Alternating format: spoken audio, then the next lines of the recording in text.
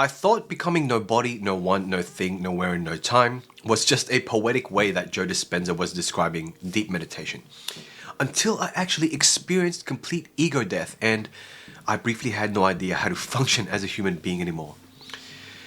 Before that, for months, like months, I was trying to understand what he meant by becoming no body, no one, no thing, nowhere, and no time.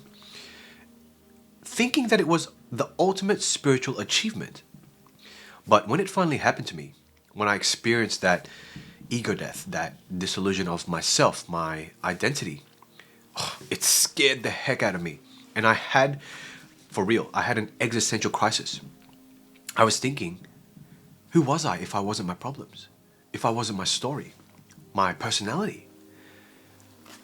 But what I didn't expect or prepare for the aftermath.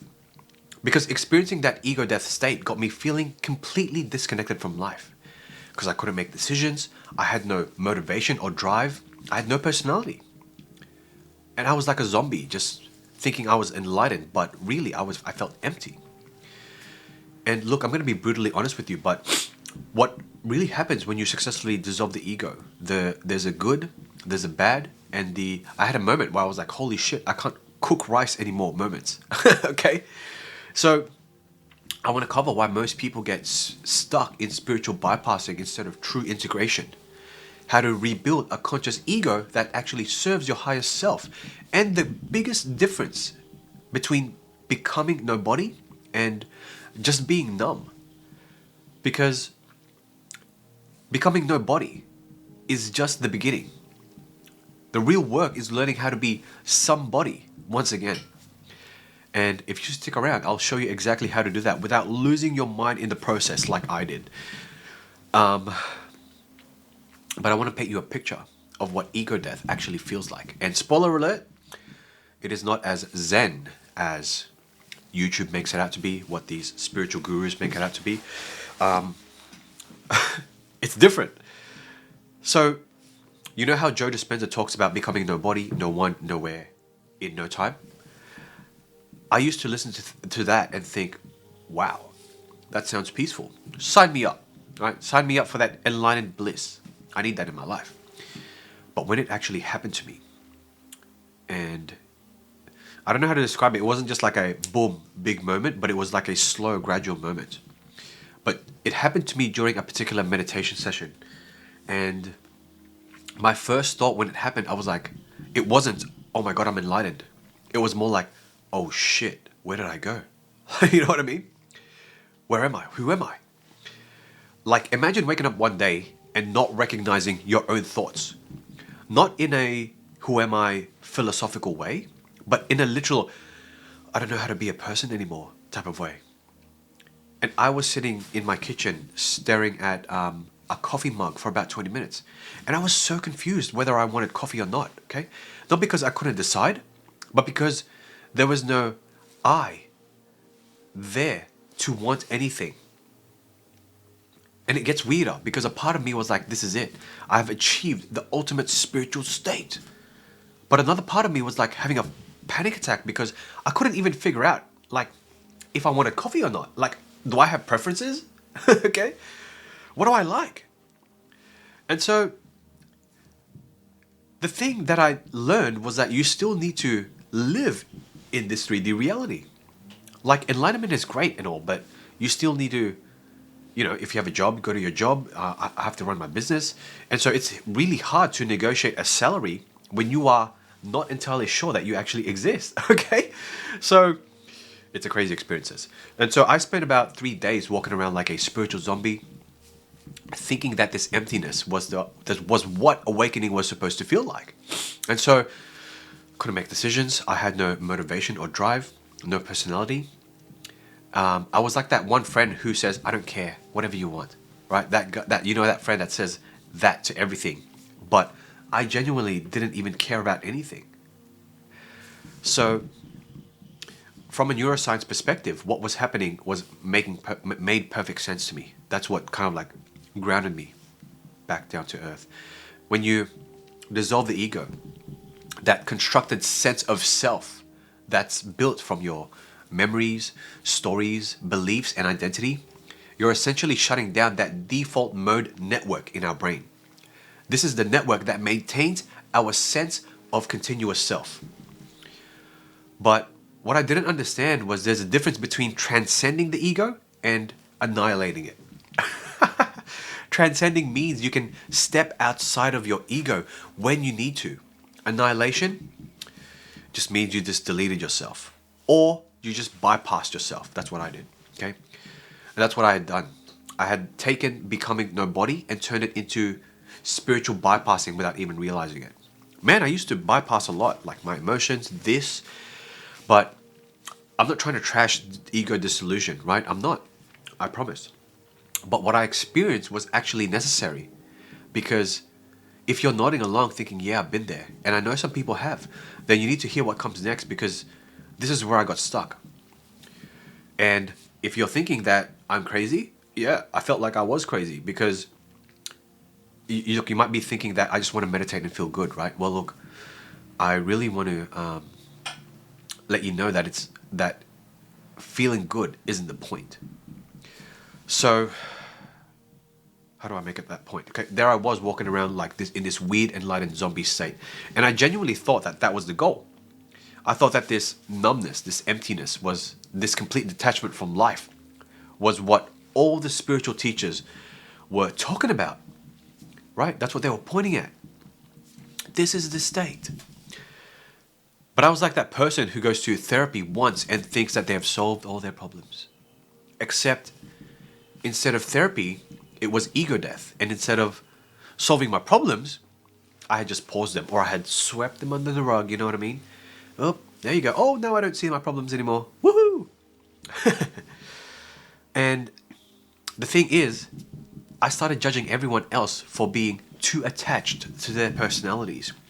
My friends would get excited about like, something that they had bought, right? Let's say I don't know, a new handbag or something. I'd be sitting there like some discount Buddha thinking, how enlightened of you to love material things, right? But what I was actually doing was using spiritual concepts to avoid being human. And that is where I misunderstood the work completely. Because when we talk about becoming nobody, no one, no thing, nowhere, and no time, we're not talking about becoming a blank slate forever. It's about a temporary dissolving of our conditioned patterns, our habits, our programs, so we can choose who we want to become. It's like clearing files from your computer so you can install something new, right? Now, the point is you can't have an empty computer forever, right? You have to rebuild it, or you have to add some files in.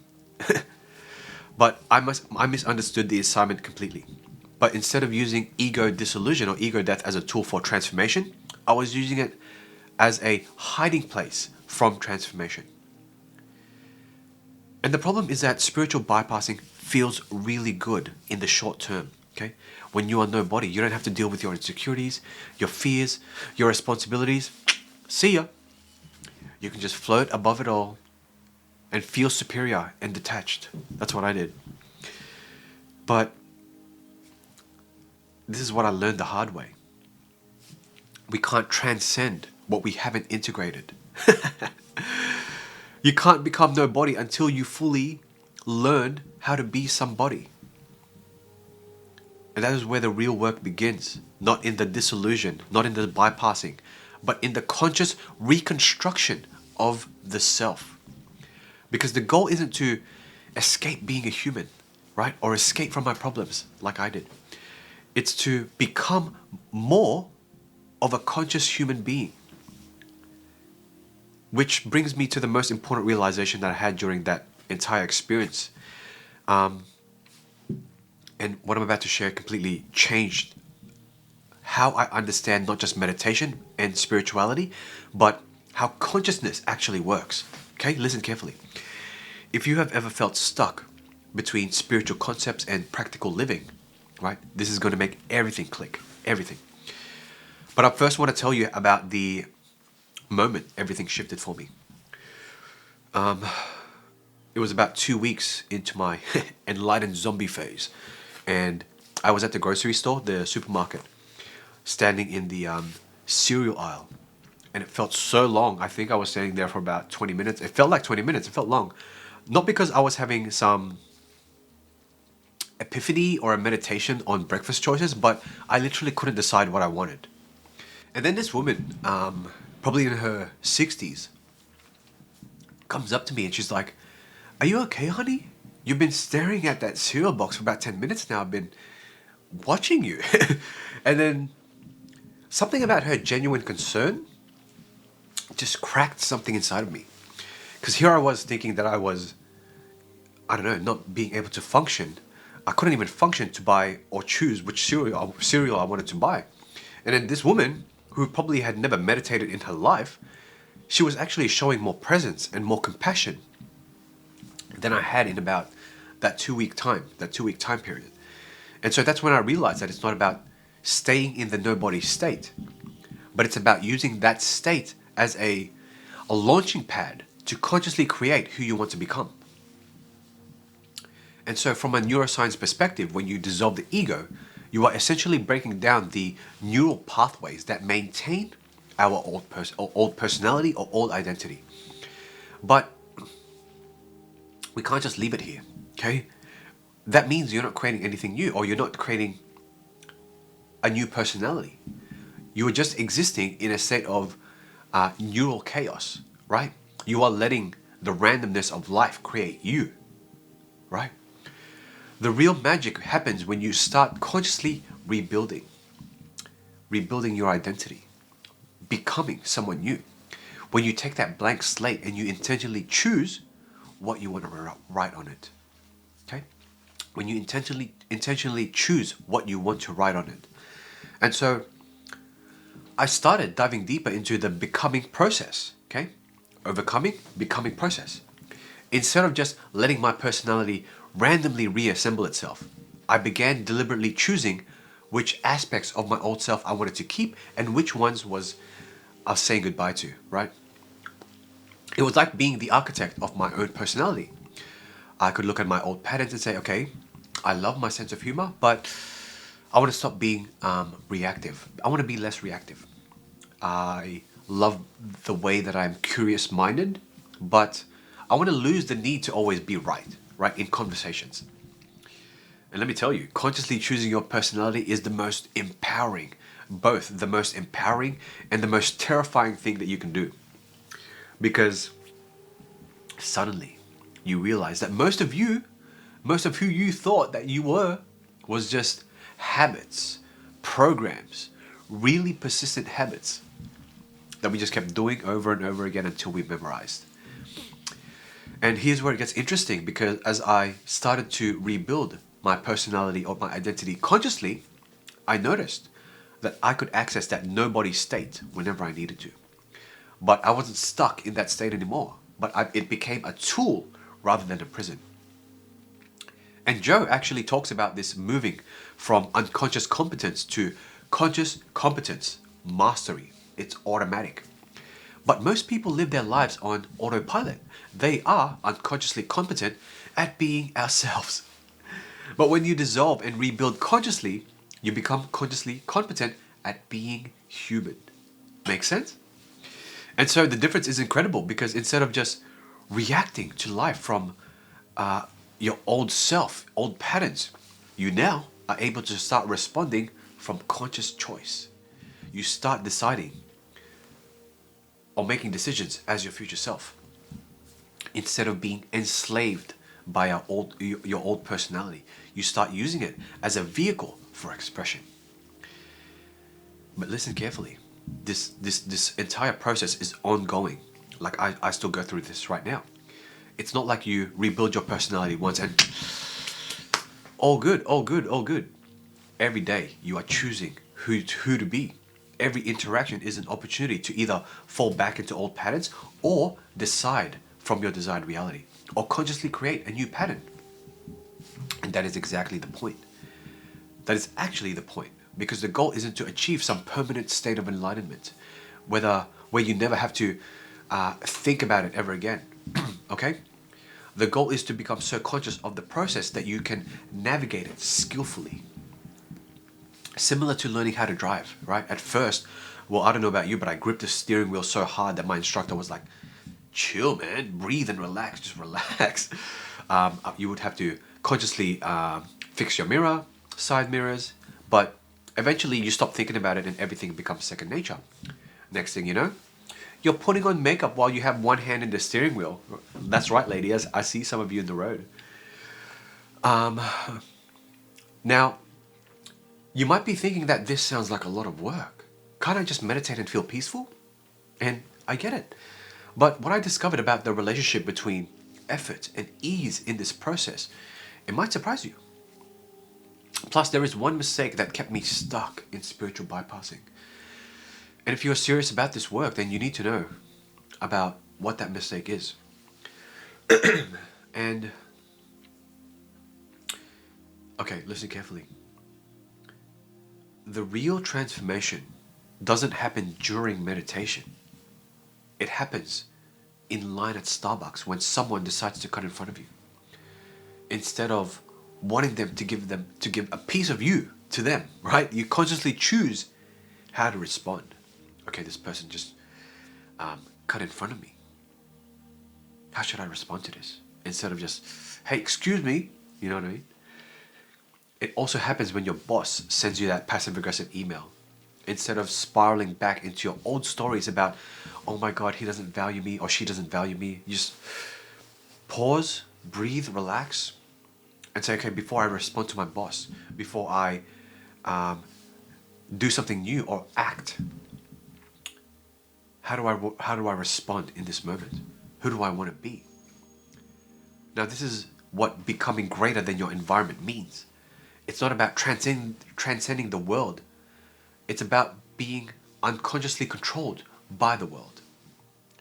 And so every time you consciously choose a new response, instead of falling into an old pattern or a program, you are literally rewiring your brain, your entire neurology, and you are strengthening new neural pathways while allowing old ones to weaken because you didn't perform the same pattern or old reaction like you normally would, okay? But listen carefully. You can only do this effectively if you have done the dissolution work first. Because if you try to change patterns without trying to understand that they are just patterns, it's going to be hard. It's going to be hard. Because you will keep identifying them to them as you, but they're just patterns that we have memorized, okay? So my daily practice became this dance between dissolution and creation, okay? Okay, I don't like this part of me anymore, so I'm going to stop doing it. Now, I'm just going to start doing this to replace it. Every morning, I would spend time in that nobody space. Not to escape, but to remember, I am not my thoughts. I am not my emotions. I am not me eating an entire piece of cake at 10 p.m. at night, right? I am not my circumstances. Then I would consciously step back into being somebody, but somebody that I am choosing who to be, not somebody that I was unconsciously defaulting to. Got it? And let me tell you, this process has some hilarious moments. Like you will catch yourself mid-sentence and like, oh my God, I'm back to my old self. My old self is talking right now, right? This is the old version of me. And sometimes you have to be like, hold up, ho. This is who I'm not choosing to be anymore. Oh my God, I'm complaining to my best friend again. And sometimes you have to stop yourself mid-conversation and say, oh, I'm so sorry, bestie. Let me say that again.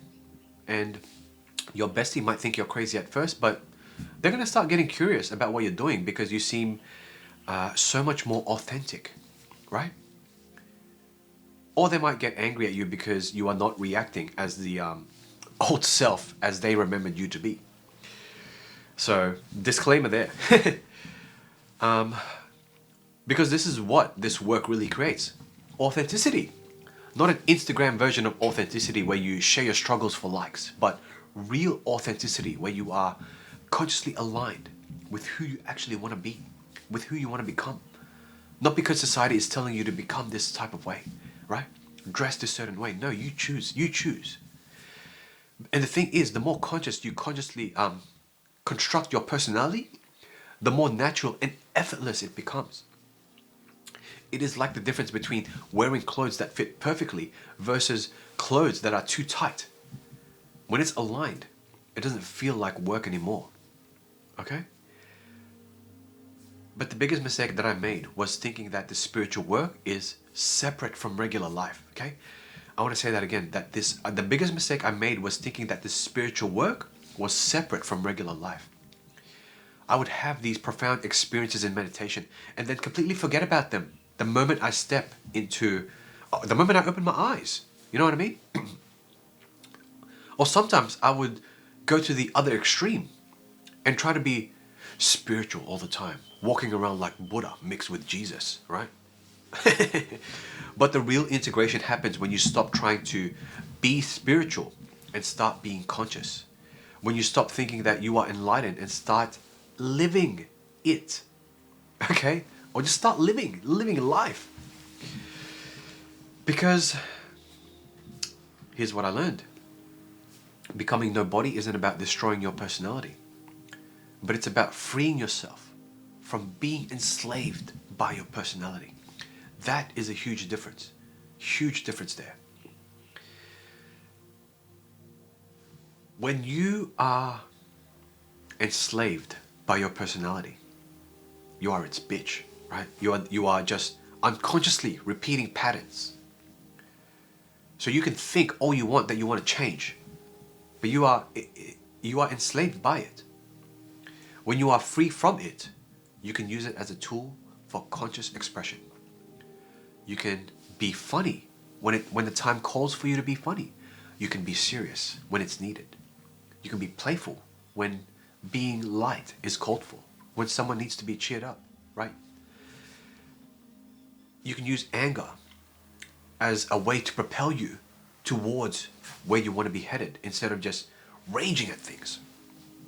It is the difference between being a character in a movie who doesn't know that they're in a movie versus being an actor who can play different roles consciously. Both are performing, but one is actually aware of the performance. Okay? And honestly, life becomes so much more interesting when you realize you are the writer, the director, and the star of your own show. Instead of being stuck playing the same character again and again and again. But now you get to evolve your role. Okay, this time I want to be a charismatic leader. Now I want to add the romantic partner to my charismatic leader. See where I'm going with this? Because if you're trying to understand what becoming nobody really means, remember this, it's not the destination, it is the reset button. It's not about staying empty, but it's about consciously choosing what to fill yourself with. And the real work isn't in the disillusion, it's in the conscious reconstruction that follows. Because becoming nobody is just the beginning. The real magic is learning how to be somebody again. But somebody you actually choose to be.